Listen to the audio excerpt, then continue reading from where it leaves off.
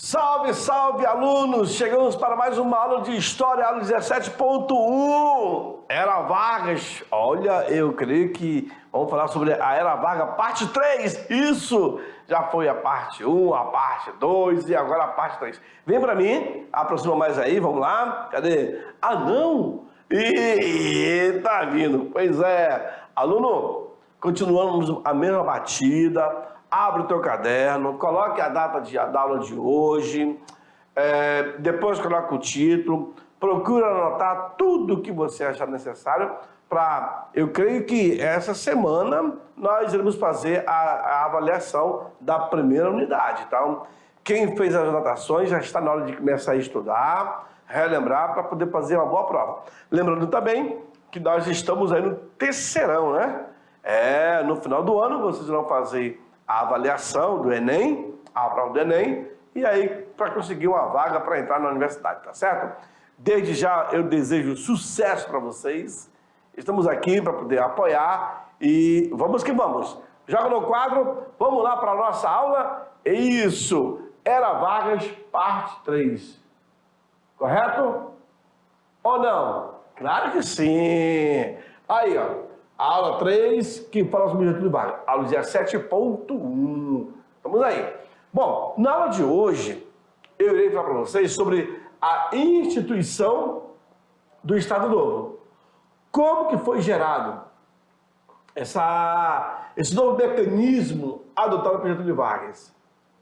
Também irei falar da participação do Brasil na Segunda Guerra Mundial. E justamente durante o governo de Getúlio Vargas. Sabiam? Depois, eu vou falar sobre o trabalho e a sociedade e o trabalhismo também. Vamos lá, então? Bom, para a aula de hoje, tu tens que analisar as lutas sociais e as conquistas obtidas no que se refere às mudanças nas legislações ou nas políticas públicas. Também tem que avaliar criticamente conflitos culturais, sociais, políticos, econômicos ou ambientais ao longo da história. Aprendendo isso, aluno, é só correr para o abraço. Fechou? Olha aí.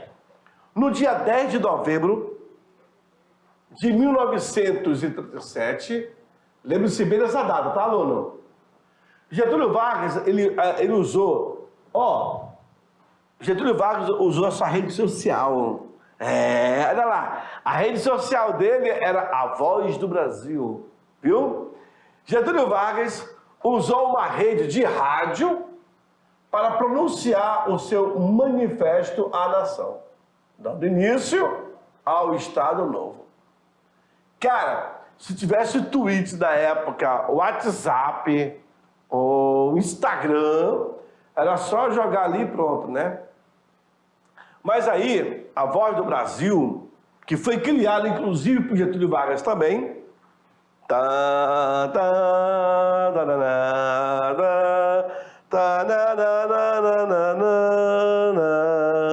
está no ar a Voz do Brasil. Lembram? Pois é, a música O Guarani.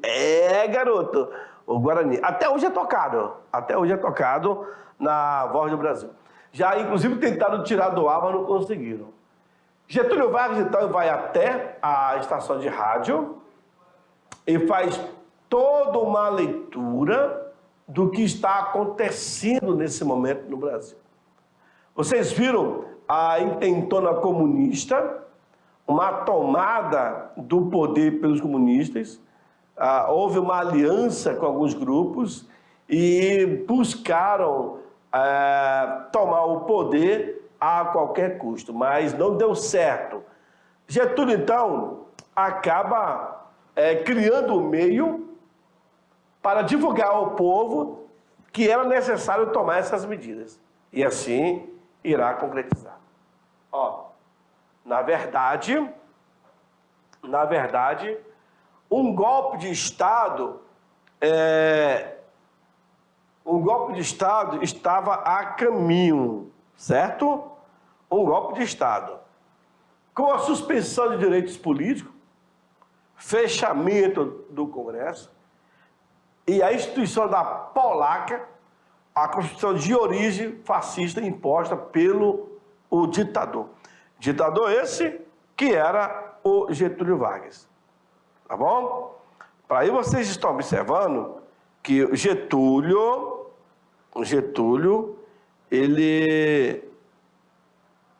Vargas, ele comunica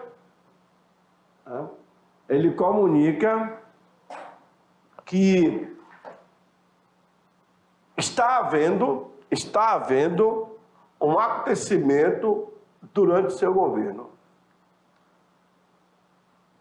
Houve a suspensão dos direitos políticos, houve o fechamento do Congresso Nacional e ele adotou a Constituição polaca, que era da Polônia, para o Estado fascista. Olha lá, a instituição do Estado Novo. Como foi que se deu? Dentre as características políticas do Estado Novo, nós podemos destacar o estado de emergência, instaurado num país, autorizado o governo a invadir casas, prender pessoas, julgá-las sumariamente e condená-las. Vargas, que tinha amplos poderes, e os atos do governo não eram submetidos à justiça. E isso sim é um governo autoritário. Você imagina que ao derrubar, o próprio governo conseguiu fazer isso, derrubou a Constituição, que adotou uma outra, fecha Congresso, começa a prender os seus opositores. Por quê? Ele soube que possivelmente seria tomado o poder dele pelos comunistas ou pelos socialistas, e ele adota esse sistema, tá? Institui o Estado Novo, que vai de 1937 a 1945. Vamos lá. Em comemoração públicas realizada em todas as capitais, as bandeiras estaduais foram queimadas para simbolizar a morte do antigo federalismo. Isso a própria população irá fazer. Getúlio Vargas aqui é visto como o pai dos pobres, o protetor, o guardião da pátria. Mas isso também, no primeiro mandato dele, governo provisório, era uma coisa, né? Era uma figura. Durante a Constituição, era outra. O Estado Novo piorou ainda. Vejam, quando se fala o fim do federalismo, os estados brasileiros perderam sua autonomia política.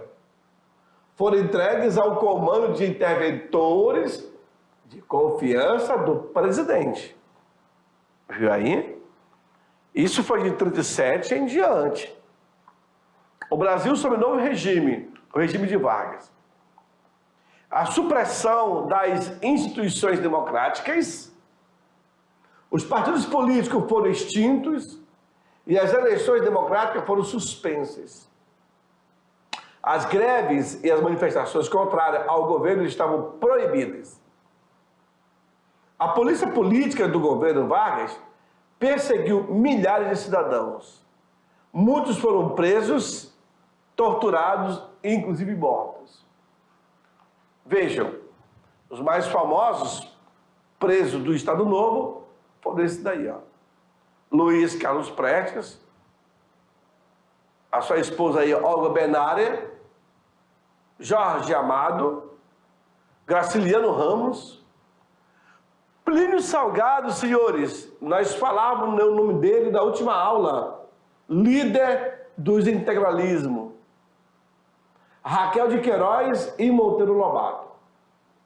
Foram personagens perseguidos. Esse daqui é Luiz Carlos Prestes, tá? Vejam. O Brasil na Segunda Guerra Mundial. Essa aí é a imagem da cobra fumando e senta a pua.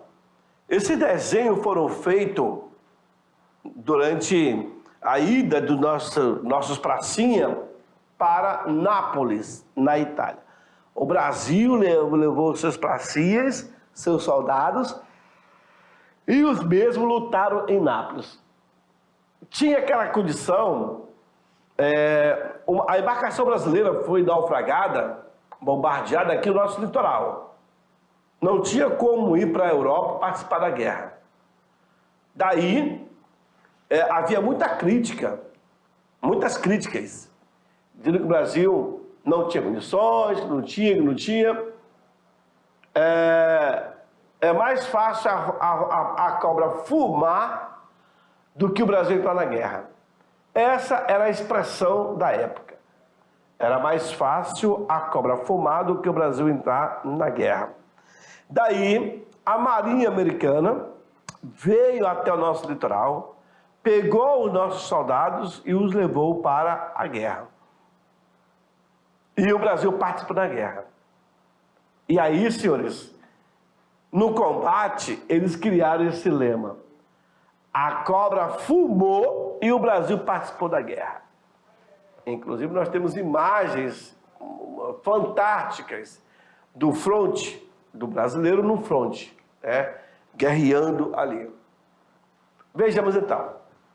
Entre os anos de 1939 a 1955, o mundo foi abalado pela Segunda Guerra Mundial, quando duas grandes forças se enfrentaram de um lado, as potências dos eixos, como a Alemanha, Itália e Japão, e de outro lado estava o outro eixo, liderado por Inglaterra, Estados Unidos e a União Soviética. Então, o mundo estava dividido em dois blocos antagônicos, né? De um lado eu tenho o eixo do bem e de outro lado eu tenho o eixo do mal. Vejam, apesar de ter certa afinidade com regimes nazista e fascista, o governo de Getúlio Vargas, ele procurou manter o Brasil em posição de neutralidade, até que, durante a guerra. Com isso, seria possível tirar proveito do conflito para obter vantagens políticas e econômicas para o país. Vem para mim aqui. Interessante que o governo de Getúlio Vargas, que tinha essa facilidade, essa afinidade com o fascismo e com o nazismo, e ao mesmo tempo com os Estados Unidos, o governo brasileiro ficava em cima do muro. Para quê? Para tomar proveito tanto da parte dos italianos, dos alemães e também dos americanos. Então, ficou ali. Mas o Brasil deveria tomar uma posição. Até que Getúlio Vargas, ele ensaiou uma aproximação com a Alemanha. Porque vocês imaginem, olha a lógica. A Alemanha queria criar um porto, queria criar uma base aqui no Brasil. Só assim ficaria mais fácil de atacar os Estados Unidos. Ficaria mais próximo. Só que os americanos souberam disso e reagiram rapidamente. Aí que foi criado o famoso Tratado de Washington. Esse Tratado de Washington era uma colaboração Brasil. Foram atacados os seringueiros da Malásia, era necessário ter a borracha, os Estados Unidos então entrou com financiamento e o Brasil recrutou homens para levar aos seringueiros. E aí produzir, extrair a borracha para as fábricas de pneus, de automóveis. Só que ao mesmo tempo, nesse ensaio de Getúlio Vargas com a Alemanha, o Getúlio Vargas prende a esposa do seu maior opositor, que é o Luiz Carlos Prestes, a Olga Benária, e dá de presente para Hitler. Hitler pega a Olga Benária e manda ela ser executada na Câmara de Gás. Então havia essa aproximação mesmo, né? Até que, quando o Brasil assume o lado dos americanos, os alemães vieram até o nosso litoral e torpedearam várias embarcações brasileiras. O Brasil não tinha como ir para a guerra. Aí foi quando as embarcações americanas vieram até o Brasil, pegaram nossos soldados e o levou para a guerra. E lá nós lutamos, tá certo? Para mais de 25 mil pracinhas que lutaram. E o Brasil foi uma das nações que menos perdeu gente naquele conflito. Basicamente aí os seus 446 soldados que não morreram. 2 da FAB e o restante da FEB. Tá bom? Beleza? Continuo no quadro, vamos lá. Nisso, senhores, vamos partir agora para apoio aos aliados. Como foi que se deu isso? A partir de 1941, o governo brasileiro começou a fazer acordos internacionais para apoiar os aliados.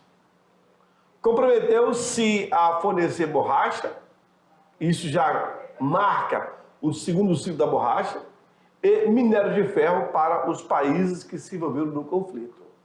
Vejam, em troca desse apoio, obteve do governo americano grande parte do financiamento para a construção da usina siderúrgica de Volta Redonda. Olha aí. Ou seja, uma mão lava a outra e as duas levam o rosto. Não é isso? Getúlio Vargas, muito esperto, para dedicar o seu apoio aos Estados Unidos, olha aí, os americanos irão fazer o financiamento para a construção da usina siderúrgica. Claro, e aí, logo o governo brasileiro, ele toma partido. Ele assume um lado que é ficar do lado dos americanos. A Alemanha logo reagiu à cooperação do Brasil com os aliados.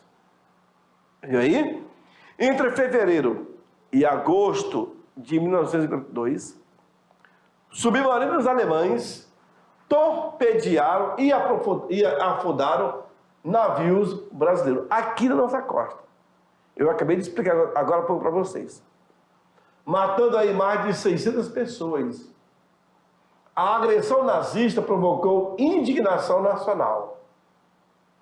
Multidões reuniram-se em várias capitais, pedindo guerra e vingança contra os alemães. O Brasil não podia deixar de graça. Como é que uma nação vem até o nosso litoral e acaba torpedeando? Se não me falha a memória, eu posso até estar enganado, mas foram aproximadamente 16 embarcações. O Brasil fica literalmente mesmo sem ter como ir para a Europa. E aí, interessante, vem aqui para mim, o interessante é que o Brasil, ao perder essas embarcações, gente, os alemães vieram até o nosso litoral, torpedearam os nossos navios. Isso é afrontar a soberania brasileira. Aí, sem ter mesmo como ir para a Europa, os americanos vieram e pegaram os brasileiros e os levou para a Europa. Chegando na Europa, as tropas brasileiras foram hostilizadas, ridicularizadas, humilhadas. Por quê? Porque para os europeus, eles achavam que os americanos estavam trazendo alemães presos. Por quê? Porque o fardamento do Brasil era idêntico ao fardamento nazista. É a mesma cor, caqui. Até que se descobriu um meio para trocar o uniforme, o fardamento e seguir para o fronte. Mas o Brasil, os brasileiros chegam lá como se fossem prisioneiros. Na verdade, estavam indo para a guerra. A população brasileira, a sociedade brasileira não gostou da atitude alemã, de ter vindo aqui e ter torpedeado. Morreram para mais de 600 pessoas, só aqui no Brasil. Aí foi quando a multidão, a sociedade, reagiram, querendo vingança. Aí, quando o governo Getúlio Vargas se sente pressionado e manda para o fronte 25 mil pracinhas. Fechou? Segue no quadro, vamos lá. Olha lá, no dia 31 de agosto de 1942, o governo brasileiro declarou guerra às potências do eixo. Em 44, partiram para lutar na Itália as primeiras tropas da Força Expedicionária Brasileira, conhecido como FEB, comandados pelo general Mascarenhas de Moraes. E esse símbolo da FEB aí, ó, não é qualquer um que tem não, tá? Só os que lutaram mesmo. E boa parte deles também até não deixaram. Existem alguns que estão vivos ainda, mas boa parte já não deixaram. Olha lá. Mais de 25 mil soldados foram enviados para lutar na Itália. As batalhas foram Monte Castelo, Coutinhovo, Colo, Montese e Fornovo. Esses foram os locais onde o Exército Brasileiro, com os seus soldados da FEB, lutaram na Europa. E o uniforme que eles usaram foi esse daí, ó. Na verdade, todo uniforme antes era essa caixa de baixo aqui, ó. Dessa cor, que era a cor da roupa nazista. Depois eles mudaram a parte de cima. Observe aí a diferença. Hoje o uniforme ele é padrão, certinho? E Brasil, então, envia esses 25 mil pracinhas, como são chamados, para essas batalhas. Monte Castelo é uma das mais famosas, né? Que nós iremos participar também. Vejamos. Trabalho e sociedade. Inclusive, senhores, se tiverem a dúvida, a curiosidade, nós temos lá no Rio de Janeiro um memorial aos pracinhas. Bem ali no centro, na Avenida Beira-Mar. Na Avenida Beira-Mar, você vê lá um monumento em homenagem aos pracinhas. Nós temos várias lápides com o nome desses pracinhas. E eu visitando o local, você percebe, eu percebi, eram jovens que tinham seus 18, no máximo 25 anos. Mas a grande maioria eram jovens. E tem todo o histórico dessa batalha nesse monumento, que é legal. Um dia vocês puderem visitar, ou até mesmo pesquisar na internet, isso é legal, tá bom? Mas os nossos pracinhas deixaram aí os seus registros na guerra. Aquele soldado, aquele cidadão que não aceitaria, ou que não estava disposto a ir para a guerra, ele ia para os trigais. E lá ele se tornava o soldado da borracha. Por isso vem aqui. Por isso que nós temos duas nomenclaturas. Quando o governo começou a convocar gente, soldado, para lutar no fronte, então muitas pessoas se alistaram. Eu tinha dois grupos. Um grupo que ia para a Itália, pegar em arma e lutar contra o soldado de Mussolini e de Hitler, e um outro grupo que ia para os trigais, cortar a seringa nas selvas amazônicas. Tanto é que os dois são chamados de soldado. O da Amazônia é o soldado da borracha. O da Europa é o soldado da FEB. Tá certo? Então, os dois serviram a nossa nação. Continue no quadro? Vamos lá. Trabalho e sociedade. Quadro, o nome desse quadro, na verdade, é Operários. E retrata muito bem a pintura de Tarsila do Amaral. Agricultura e industrialização.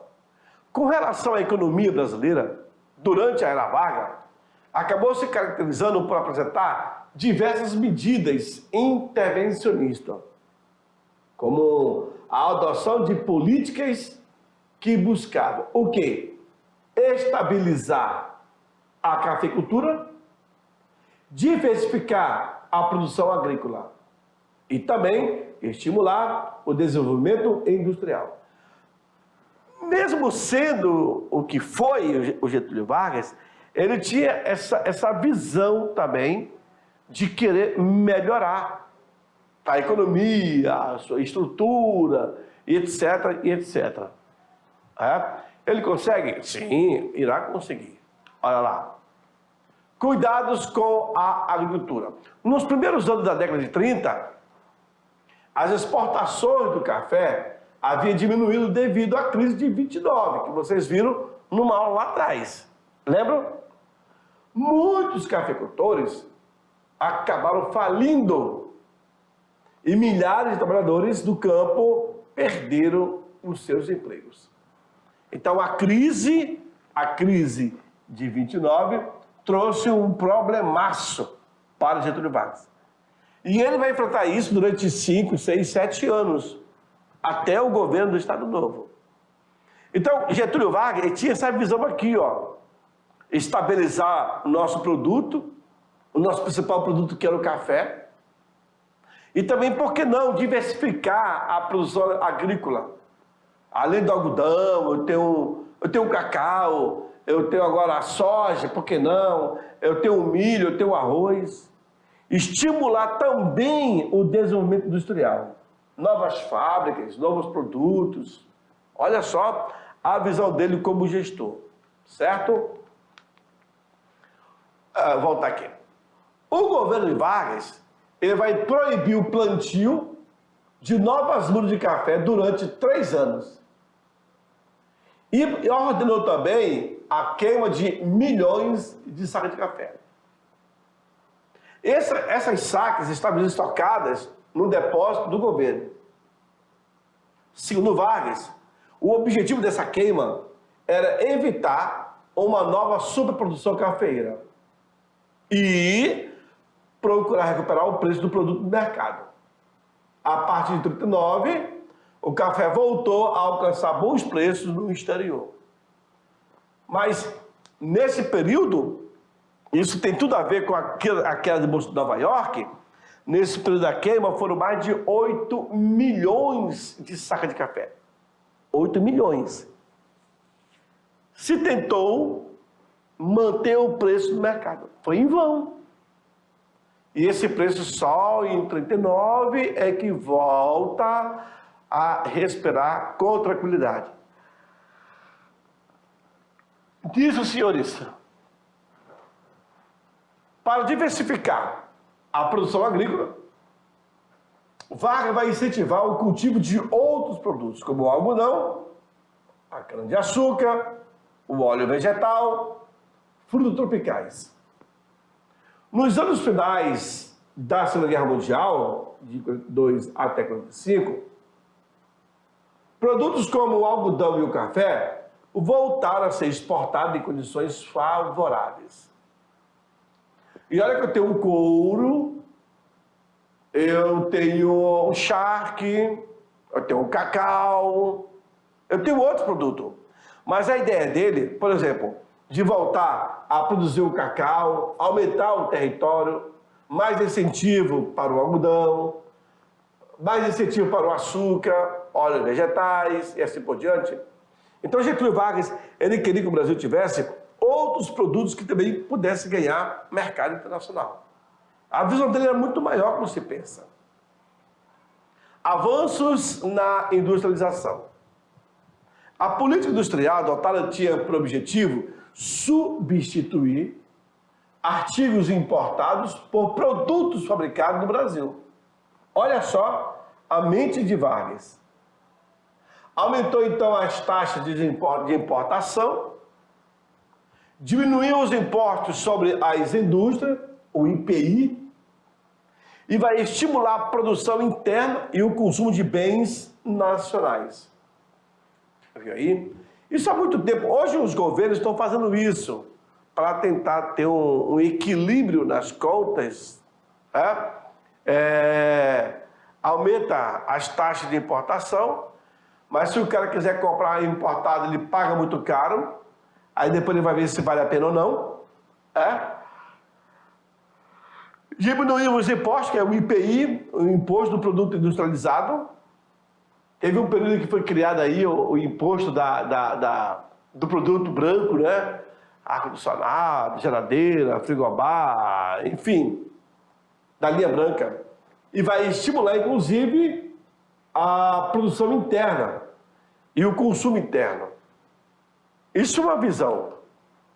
O número de indústrias brasileiras dobrou, olha aí, com esse incentivo, né? Especialmente as de alimento, tecido, calçados e móveis. A esse crescimento somam-se instalação de filiais de indústrias estrangeiras, voltada para a produção química, farmacêutica, de eletrodoméstico, motores de veículos e pneus. Então, várias outras empresas estrangeiras virão para o Brasil, mediante esse incentivo aí, ó. Como que não vai vir, né? Como não aderir a esses incentivos? Empresas estatais, devido às dificuldades para a criação de indústrias de base, o governo então passou a intervir na economia, fundando empresas estatais para atuar nos campos siderúrgico e de mineração. Por esse motivo, costuma-se falar do estatismo da era Vargas. O Estado Vargas, veja o que ele vai fazer. O governo, ele passou a intervir na economia.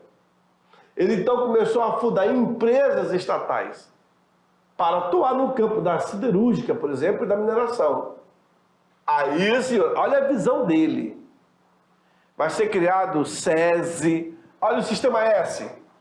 SESI, SESC e SENAI.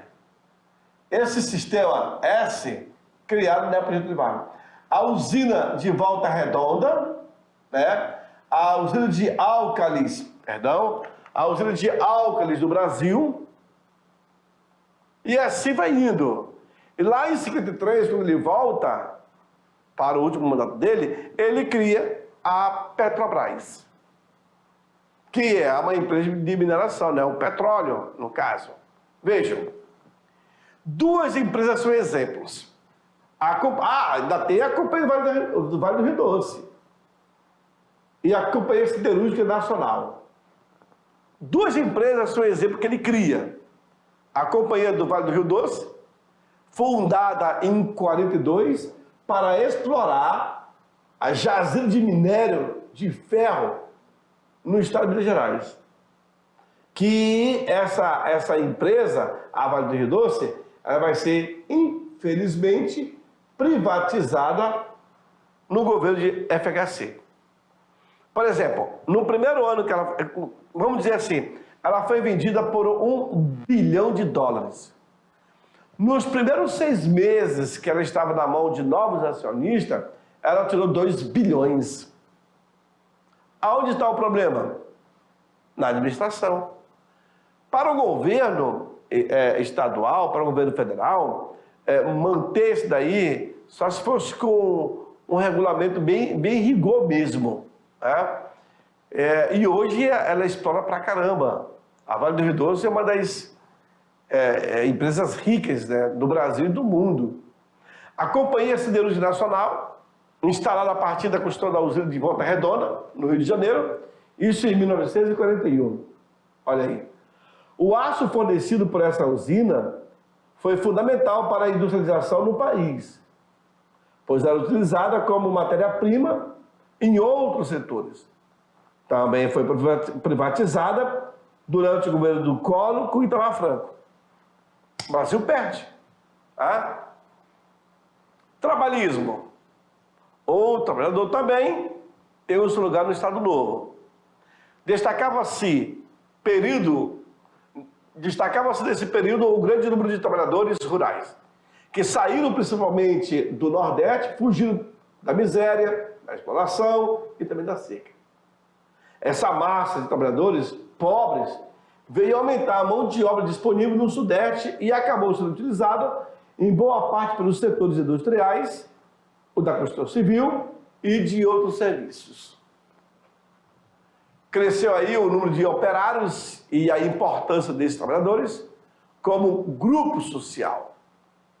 Percebendo a força política do operariado nas cidades, o governo Vargas procurou sistematizar e promover uma legislação social e trabalhista, especialmente durante o Estado Novo. Assim surgiu o trabalhismo no Brasil. Vejam, dentre as leis trabalhistas implantadas por Getúlio Vargas nessa época, destacam-se aquelas que asseguravam o operário direito como salário mínimo, férias remunerada, jornada diária não superior a 8 horas, proteção ao trabalho da mulher e do menor e estabilidade no emprego. Ainda teve o FHC, o Fundo de Garantia, né? O Fundo de Garantia. O que mais? O Fundo de Garantia por Tempo de Serviço, FGTS. FGTS. Isso. E assim vai indo. O descanso semanal remunerado, mesmo o cara no sábado e domingo está ganhando para isso, para descansar. Foi durante o Estado Novo que se construiu e fixou sua imagem popular e mesmo carismática. O Estado Novo deixou para a atualidade essa configuração aqui, ó. Hoje você chega numa repartição municipal, estadual ou federal, você vê a imagem do gestor, do principal gestor, do prefeito, do governador e do presidente. No dia 1º de maio, olha aí, durante o Estado Novo, se construiu e se fixou a imagem popular e carismática de Getúlio Vargas. Então, a partir desse momento, toda e qualquer instituição vai ter a imagem. Algumas dessas leis já haviam sido instituídas em meados da década de 1920, como resultado da luta dos trabalhadores. Mas não eram rotineiramente descumpridas pelos empresários. Durante o Estado Novo, todas essas leis foram reunidas na consolidação das leis do trabalho, ou seja, a CLT. Decreto-lei assinado no dia 1º de maio de 1943. E que constitui um importante marco da história do direito trabalhista do Brasil. A partir desse momento que é criado essa lei, ó, no Dia do Trabalhador, foi domingo agora, antes de ontem, né? Agora o povo utiliza esse 1º dia de maio como protesto, para protestar, né? E não como também agradecimento, né? Agradecimento àquele que tem o empregozinho, né? E claro que o protesto vai surgir daqueles que não têm, que buscam melhoria e etc. Mas é isso mesmo, tá bom? Getúlio Vargas, então, foi a figura dessa nossa aula. Vem para mim e vou deixar vocês para a nossa próxima aula. Valeu? Tchau, tchau.